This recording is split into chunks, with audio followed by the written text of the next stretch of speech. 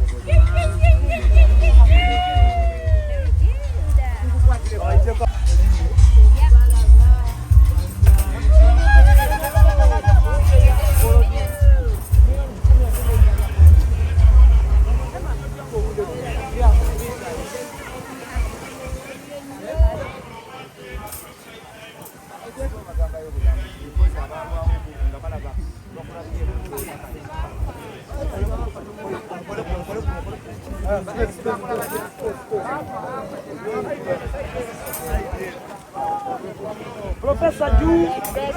Professor Ju. Chosen Becky Ju. Wana kwe.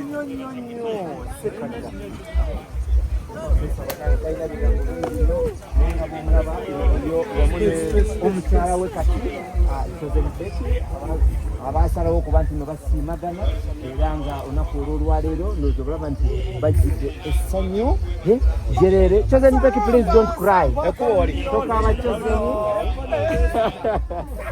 Yes, era samba Becky.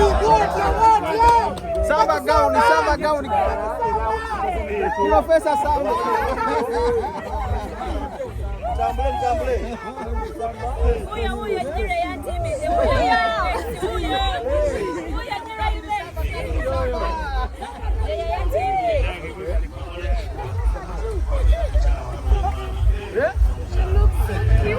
Kali, mutanga yo.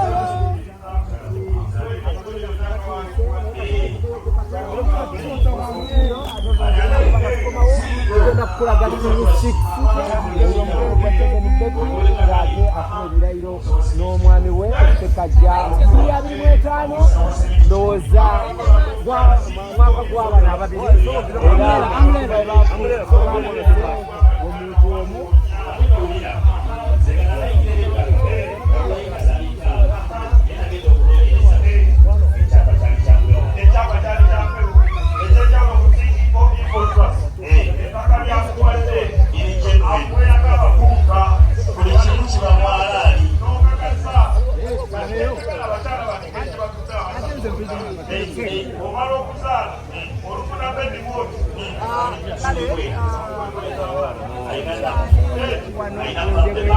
Zamayanja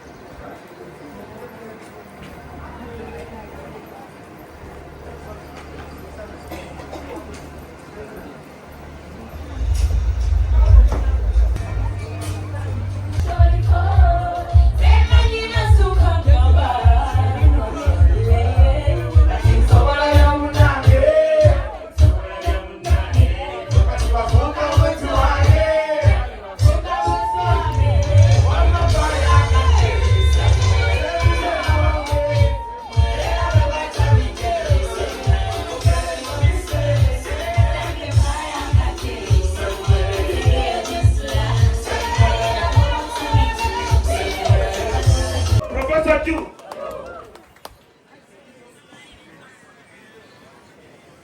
Kale tweyanzenge tusaba buli atuuse afuna wagenda okutuula twetomuyimbyadako essaawa zino abakyayimiride babenda tutuule twetomuyimbyadako bino tubikola nga tutereeza embeera buli omu afuna akatebe w'atuula ebifo bino twabitegese nga twetomuyimbyadako buli omu afune w'atuula okuggyako abo abali official okukola saba bokka bagenda obeera waggulu ne bagenda okukozesa ekifo kino. Pioneer ogenda tuwa entambula tusooke twalize entrance bajje oluvannyuma ate tusumule pate yaffe. Kale sumulula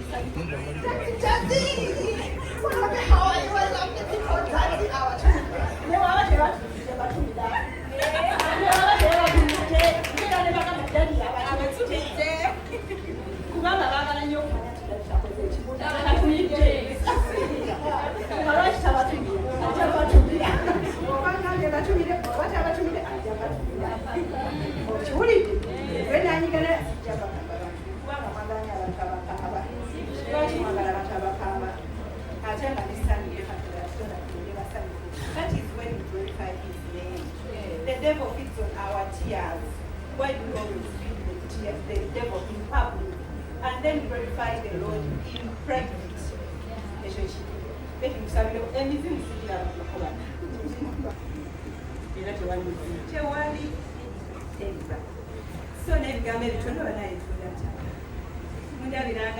Bikkiriza yiseewo ekigambo kino atugobera omuzimu gwonna ndakigambye musobaga byageetaaga tutuusa okwebaza Katonda. Mukama yagamba bwe mbeeranga mu bantu abangi nfukamiranga ne musinza, era simaanyi newankubadde okuteesa kw'abaana b'abantu naye ekisa kya Katonda. Era Katonda omuyinza w'ebintu byonna eyakola eggulu n'ensi, Katonda w'abatuula ku nsi, abantu bano bonna abasanyuse wamu naffe, Mukama obakola obulungi.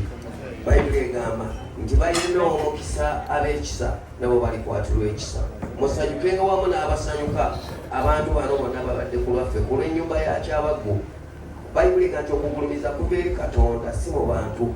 Ekikola kyange n'embeera zange Katonda gw'onsaasidde ku nsi yo, naye nkussaamu ekitiibwa nange mu maaso g'abantu bano nga nange bw'onnyambye okunzikiririzaamu. Mukama erinnya lyekkulu ligulumizibwenga, era walemenga okubaawo omuzimu gwonna, walemenga okubaawo olubaale newankubadde ejjembe newankubadde ekiteega ekiyingira mu maka g'abaana bange ne kiraba omukisa, naye ekisa kyo, era walemenga okubaawo Katonda omulala gwe bayingiza mu nnyumba yaabwe, naye obeere gwe Katonda omu yakola eggulu n'ensi, omuyinza w'ebintu byonna.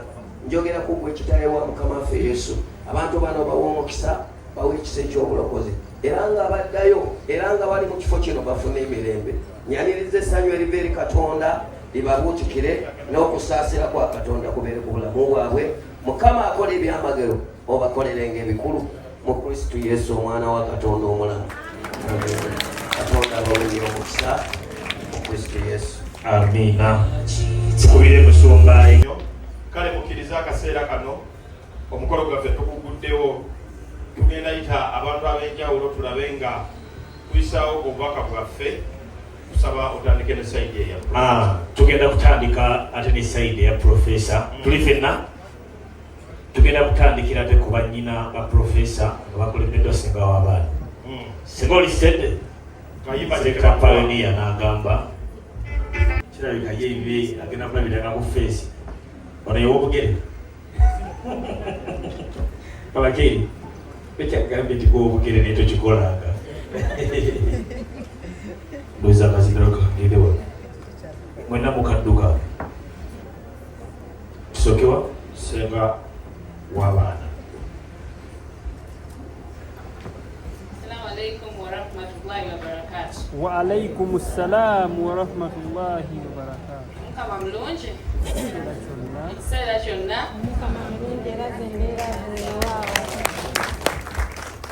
abagenyi mwenna abazze ku lunaku luno tusanyusa okubalaba. Lunaku lwa ssanyu, lunaku lwa kusanyuka, buli ali wano lunaku lwa kusanyuka, lunaku lwa mbaga eya mwami Ssekajja ne mukyala Ssekajja.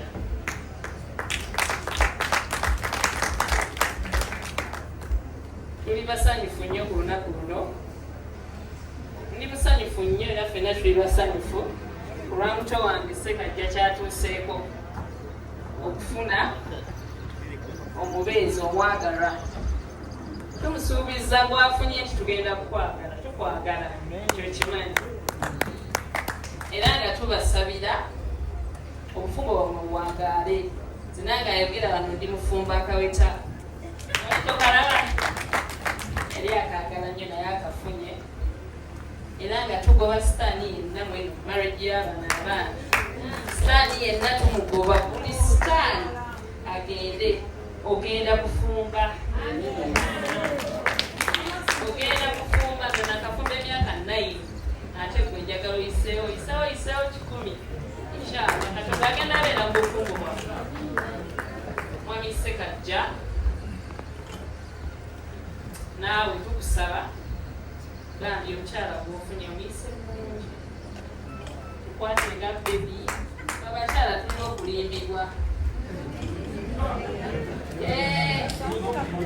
Kyekituufu omwami newoba oluddeyo, newoba tonatandika kangeza nga oluddenga mu gyoli, mugambe ndi mujja mu nzija yagenda sigala kwekyajjajja kubeera eyo saba omwana abandi omwagale oleme tuswaza tuli bantu bavunanyizibwa netwagala kuwulira nti ate kino nakiri omwami Ssekajja ono yanzirirako ddala ddala era mba njagala mutambuza bulungi nnyo mugulirako webityo era ng'abooluganda naye katubasabire Allah bateeremu obwangu mu marriage yammwe ebisoomooza biyinza obbanga naye mwekwate Katonda kijja kuggwa kyekyokka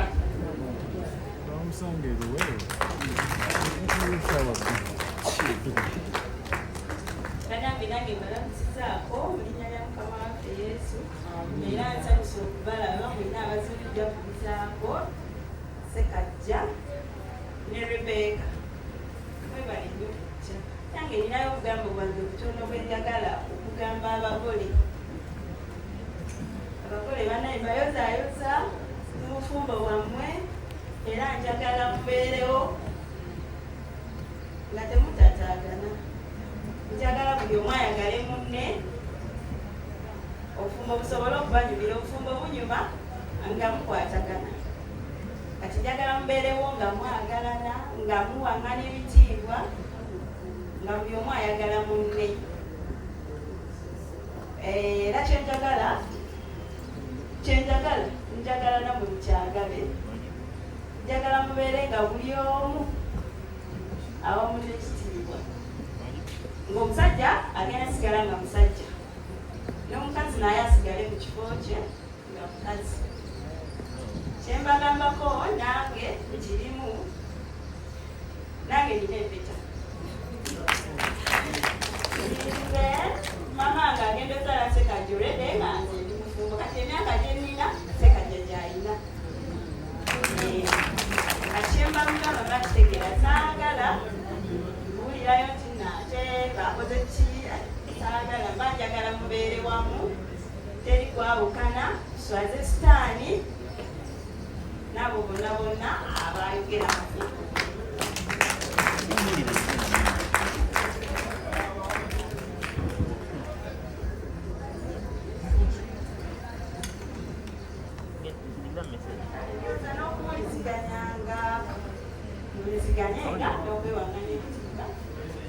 banange obugambo bwange teyanza nnyo teyanzeege okujja okusanyukirako omuto wange oyo mwagala nnyo kubanga yasembayo buli omu ffe ffenna buli omu omukwano gwe guli kwoyo kati tusaba otwagalize Ssekajja je naye ajja kwagala Mukama abakuume abakubira engalo kati ninye palya n'abatogedde boogere kale ku linnya tubaliriza nnyo Mukama waffe Yesu Kristo bannange mwebale kujja mwebale kubeerawo lwa mwannyina waffe Ssekajja era mwannyinaze tuli basanyufu nnyo n'omukyala waffe Mukama yeebaale bannange ffe tubagaliza obufumbo bulungi bwokka tulina kirala era gye tugenda kubeera nga tubasabira obufumbo bugende mu maaso naffe tukyabwagala tulina bufuna bulungi naye nga tugenda bufuna bana erinnya lyange kanasimu Justin nga ndi mwannyina wa Ssekajja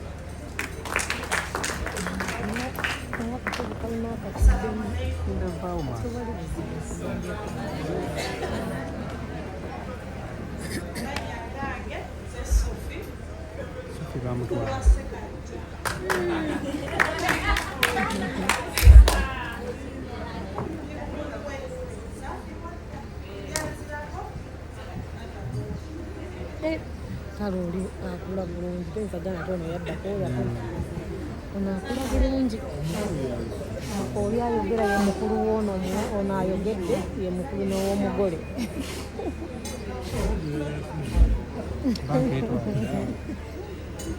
oli akula bulungi Mukama mulungi ekiseera kyonna Uganda ddala saba omwanirize mu kaseera kano tugenda kwaniriza abantu wano wammanga tujja kutandikira ku manager Lolimark Kiyingi bireka engalo ez'amaanyi tujja kuzzaako John Kid Writer ono ng'ate mu music taata wa Becky wano e Kampala Brand Beats asinga okuba engoma za producer Becky wamu ne Raj timu egyo yonna timu yonna eyo kumalirizaako nyo Lolimark Kiyingi Kasazo ni munamawulire ati People's Distributor mu Bank Africa ebirala bya Chosen Becky ebyogerako Chosen Becky okumala ebbanga era njagala okugamba Becky nze ndi kusaidiyo 24/7